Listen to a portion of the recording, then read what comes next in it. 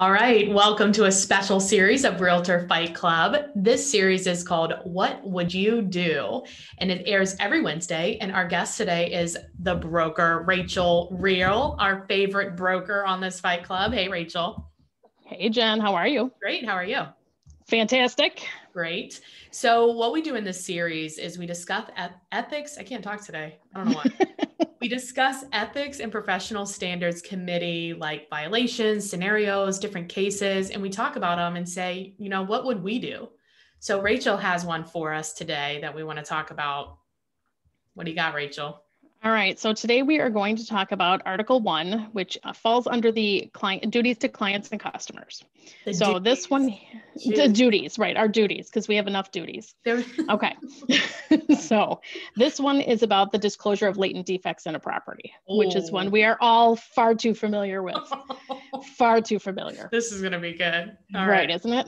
Okay, so Article 1 states when representing a buyer, seller, landlord, tenant, or other client as an agent, realtors pledge themselves to protect and promote the interests of their clients. Okay. This obligation to the client is primary, but it does not relieve realtors of their obligation to treat all parties honestly. When serving a buyer, seller, landlord, tenant, or other party in a non-agency capacity, realtors remain obligated to treat all parties honestly. So this particular case revolves around Standard of Practice 1-9. Can I ask you a question real quick about Absolutely. This? So what is... Yes, you have to disclose. Disclose. Keep yourself out of jail. This code or whatever, what is it? How does it relate to the fiduciary duties? So Article 1, again, is the duties to clients and customers. So those are people that you serve in an agency capacity and in a non-agency capacity. Right. Meaning even if you don't have an agency relationship, outlined with a client or with anybody else, you can't be a lying bastard. You have to treat all parties honestly. You cannot make stuff up. Yeah, the client. You cannot hide the defects. Right. Even though you're talking to someone who may not be your client. Right. The customer is the other agent or the exactly. The attorney, somebody who you're not representing. Right. It doesn't mean that you only have to be honest and straightforward with your own client. It covers everyone. I feel like this is like golden rule though. Like common sense golden rule. Let's talk about it. You should be honest, period. Right. Come on. Right. Do we even have to talk about it? Yes, we do. Okay, so Standard of Practice 1-9 says the obligation of realtors to preserve confidential information as defined by state law, provided by their clients in the course of any agency relationship or non-agency relationship recognized by law, continues after the termination of the agency relationships or any non-agency relationships recognized by law. Realtors shall not knowingly, during or following the termination of professional relationships with their clients, 1, reveal confidential information of clients, or 2, use confidential information of clients to the disadvantage of clients, or 3, use confidential information of clients for the realtor's advantage or the advantage of third parties unless A, clients consent after full disclosure, B, realtors are required to by court order, or C, it is the intention of a client to commit a crime and the information is necessary to prevent a crime, or it is necessary to defend a realtor or the realtor's employee or associates against an accusation of wrongful conduct. Information concerning latent material defects is not considered confidential information under the Code of Ethics. Okay, got it. All right, so let's discuss. Okay. I have a feeling I know what this is going to say, but let's read it. What do you think? Okay, disclosure of latent defects.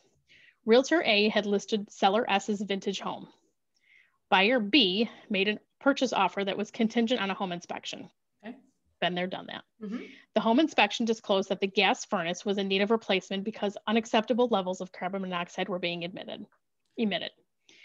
Based on the home inspector's report, buyer B chose not to proceed with the purchase. Okay. Happens all the time. Realtor A told seller S that the condition of the furnace and the risk that it posed to the home's inhabitants would need to be disclosed to other potential purchasers. Right. Seller S disagreed and instructed Realtor A not to say anything about the furnace to other potential purchasers.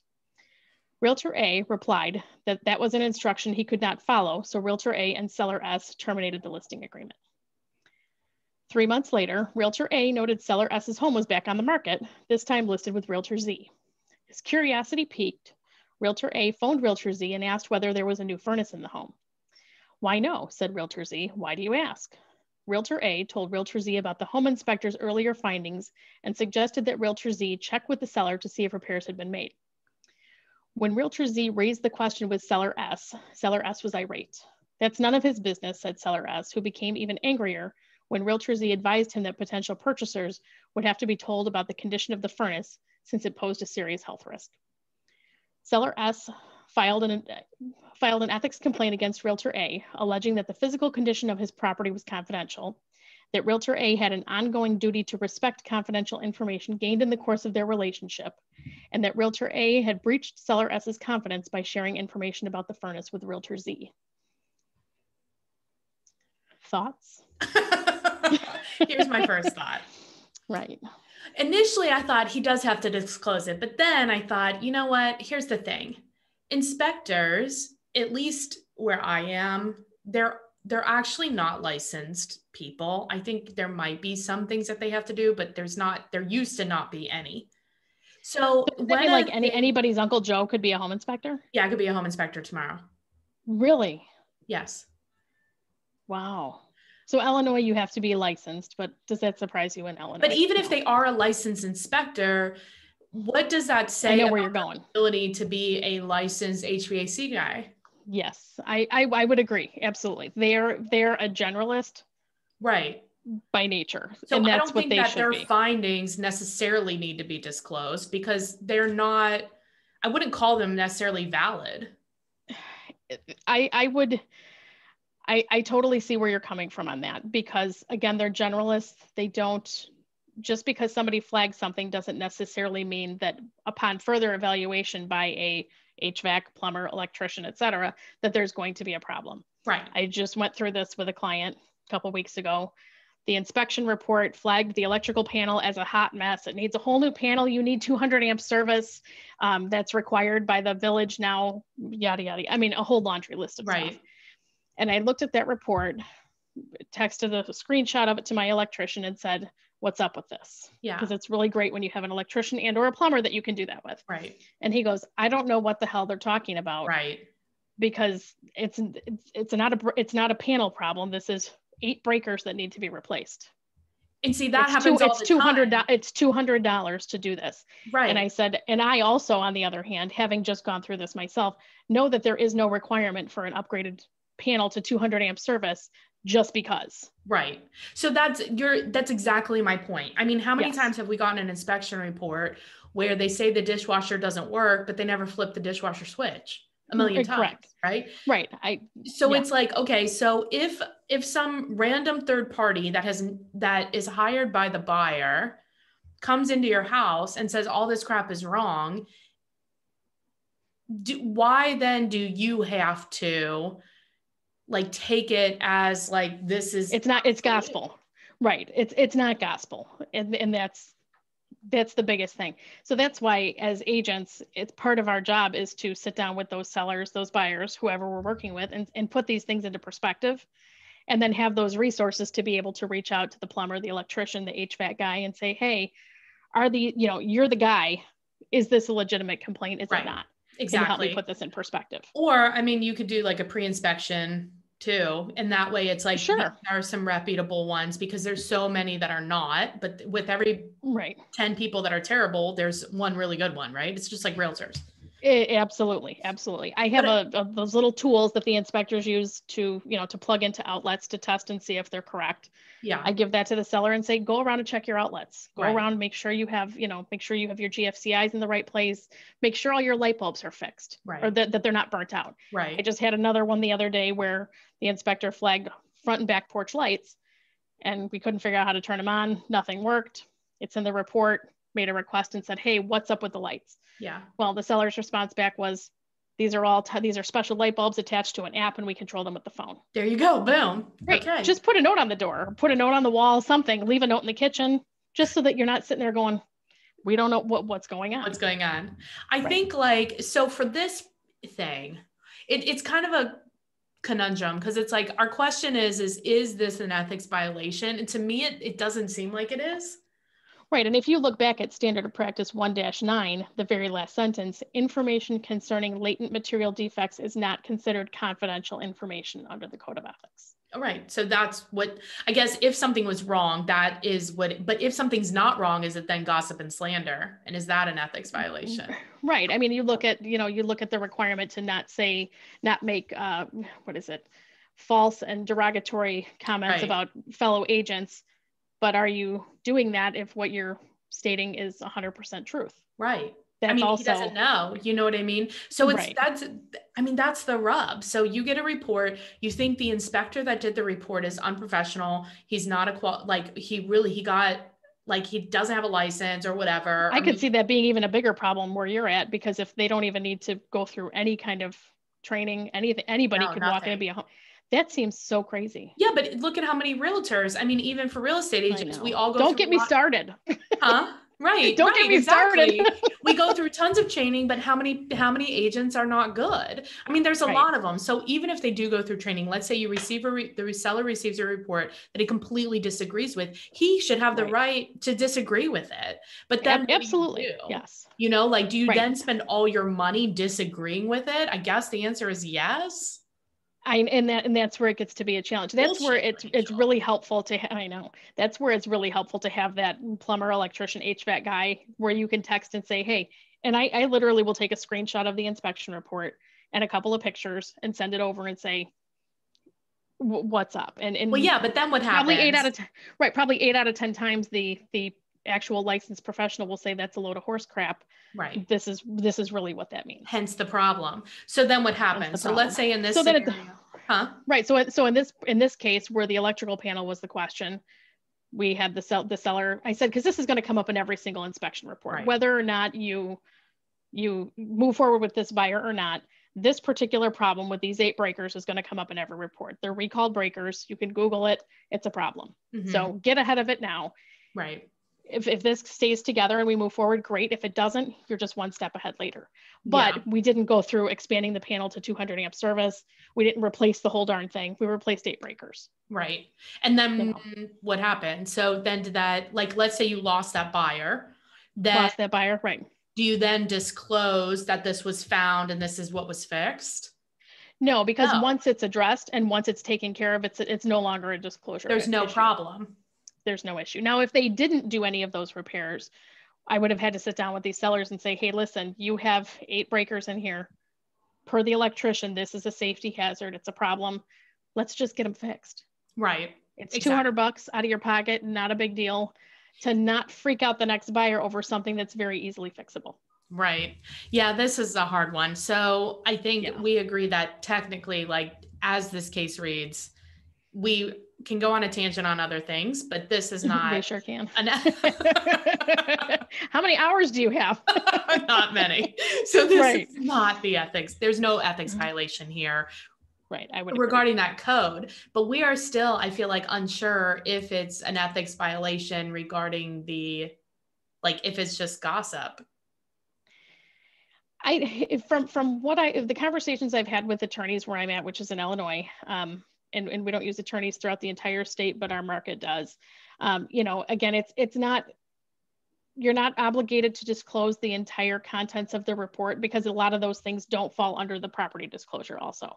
Okay. And again, if you made the effort as the seller to get clarification and you had the electrician, the plumber, the HVAC guy out, and you found out you had a cracked heat exchanger in the course of this one, then you're going to have to disclose that you have a cracked heat exchanger. Right. So now your option is replace the furnace or disclose you have a cracked heat exchanger and replace the furnace in 3 weeks. Right. Because you're going to replace it either way. Price.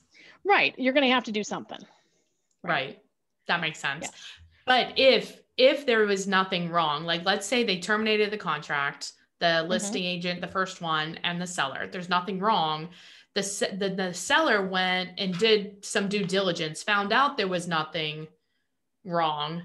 Now, then there's nothing they have to do moving forward. But the agent then called the other agent and was like, hey, is his heat exchanger still cracked? Is that a violation of ethics? Do you want to know what the hearing panel decided? Yeah. Okay. The hearing panel disagreed with Seller S's contentions. It noted that while realtors do in fact have an obligation to preserve confidential information gained in the course of any relationship with the client, Standard of Practice 1-9 specifically provides that latent material defects are not considered confidential information under the Code of Ethics. Okay. Consequently, Realtor A's disclosure did not violate Article 1 of the Code of Ethics. So in this particular case, if the sellers were getting divorced and he found out about it, found out they were super motivated, something that he could have used with, moving forward with somebody else in a subsequent offer, he can't use that information, but he can discuss latent defects. So he did not violate the Code of Ethics. I probably would have asked the same thing. Do you got a new furnace in there? Because if not, it needs one. Get ugly. You're going to need one. Right. I mean, that's happened to us before where it's like our client had an offer on a property. We got through the inspections and something was wrong, like with how they installed the floor. And like under how they installed the floor, it was like completely with termites and all this stuff. Ugh. I know. And it was like, and the seller was just saying like, no, nothing's wrong. And we're like, yeah, there is. Like, it's not only, we didn't have not only the inspector, but then like the termite guy too. Like the person who knows actually said like something is wrong. Right. And what I'm finding too, and I don't know if this is just a result of the market that we're in, is that inspections, when sellers are presented with findings of an inspection, which in this particular case was the electrical, I don't know. It seems that sellers are having a hard time coming to terms with the fact that they have something in their home that isn't necessarily safe.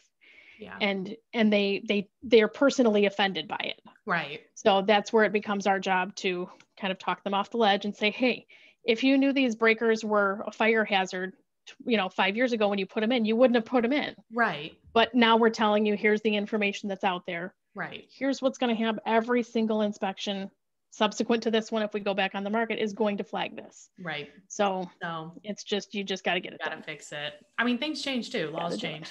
Right. Exactly. Laws change, code changes, all kinds of stuff changes. Yeah, that was a big one. I feel like every time we do one, it's like we could go down another rabbit hole. Oh yeah. I had one years ago where the first buyer came in, and when I do a market analysis or put a house on the market, I do a pretty good thorough walkthrough with the seller, just kind of taking in everything. And we had a contract on it, and the buyer did an inspection, and they came back and said, there is insane structural problems. And the sellers and I kind of looked at each other like you're looking at me right now going, what are you talking about? Right. I said, they said, we want to bring in a structural engineer to for an inspection. And in the meantime, we had gotten 2 other offers. One was significantly higher than the one that was bought, that was under contract, that wanted to bring the structural engineer in. And so I sat down with the sellers and we had a conversation about it and said, I asked for clarification on where they saw the indication of that. And me and the sellers are looking at it. I'm like, I don't see a leaning wall. I don't see a pitched floor. I don't see a crack. I don't see anything that would lead me to believe that there's a concern here. Right. It was an old 1920s house and the floors didn't even slope. Right. Wow. So there was, so I know it was kind of rare when I go, I don't even know what they're talking about. So instead of the sellers allowing the buyer to do a structural inspection, we said, no, we're going to cancel and move on with the next buyer. Yeah. Because it also got them more money and it was our way out. Right. And that agent called me and she was like, hey, you're going to find this on every single inspection. It's going to happen over and over and over again. Right. And I said, well, the sellers are willing to take that gamble and move forward with the next buyer. Move forward with the next buyer, not a peep about structural anything. Yeah. And that's right. And that's what we were talking about before. So you have these inspectors and it's just like, if you disagree, does that make it not true or does that make it true? And so many realtors think like, if the inspector says it, then that makes it true, but it doesn't. It doesn't. And it's not our job to go on, from my conversations with our attorneys, it's not our job to go on a witch hunt and find things and find things that are wrong. No. Or if somebody says, hey, we think this is wrong, for us to go prove that it is. Right. I think we take into consideration what we're looking at and make sure that everything makes sense and work with what we have. Right. I agree. Yeah. Yeah. All right. Well, Chicago. Rachel's in Chicago. Hey. I am. Western suburbs. Hey. So if anybody if they have a referral that they want to send you in Chicago, what's the best way to get a hold of you? And my number is 630-542-8688. Perfect. And she's on Facebook. I am. I'm on Facebook at Rachael Real Estate. Perfect. And then, of course, if you have some interest in finding out more about EXP, you can call or text me at 513-400-1691. All right, Rachel. Hey, thanks a lot. I always appreciate you being on. You bet. We'll see you next time. See ya.